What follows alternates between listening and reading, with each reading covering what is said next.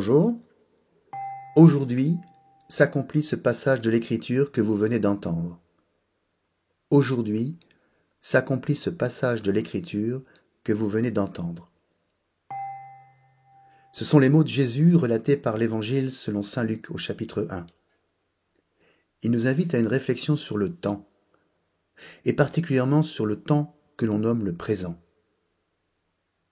L'aujourd'hui, annoncé par Jésus, est en lien avec toute l'histoire du peuple hébreu, avec la longue histoire de l'alliance de Dieu avec son peuple.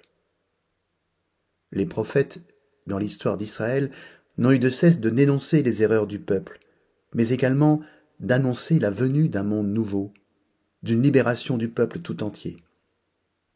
Jésus cite le prophète Isaïe.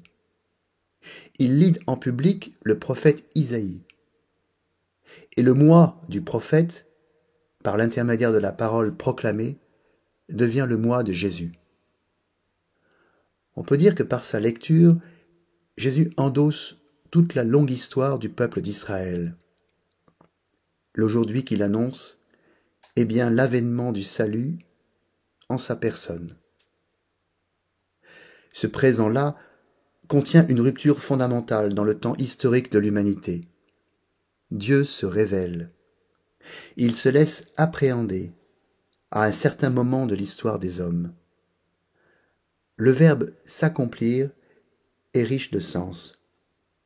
Il a une dimension de dévoilement des temps derniers. Il donne un sens à la création tout entière. Cet accomplissement de l'Écriture nous introduit dans une dimension apocalyptique, c'est-à-dire dans la révélation de l'avènement du royaume de Dieu sur la terre. Quand nous lisons ces paroles de Jésus, notre présent tout entier est touché par cet aujourd'hui. Nous avons à reprendre à notre compte l'aujourd'hui annoncé par Jésus. C'est le grand mystère que nous éprouvons quand nous lisons un passage de la Bible. Les mots que nous lisons, écrits depuis des siècles par des auteurs différents, nous parlent aujourd'hui. Loin d'un récit historique, ces mots viennent modifier notre présence sous l'action de l'Esprit Saint. En effet, Dieu me parle personnellement quand je lis ou j'écoute la parole de Dieu. Ma compréhension du texte vient actualiser la signification de ce que je lis, vient actualiser la présence de Dieu dans ma vie. Toute lecture priante des Écritures a une dimension eucharistique. La parole se fait nourriture. Je puis la goûter, la méditer, la contempler dans le présent de ma vie. On peut imaginer l'étonnement de l'auditoire de Jésus dans la synagogue de Nazareth, la ville de son enfance.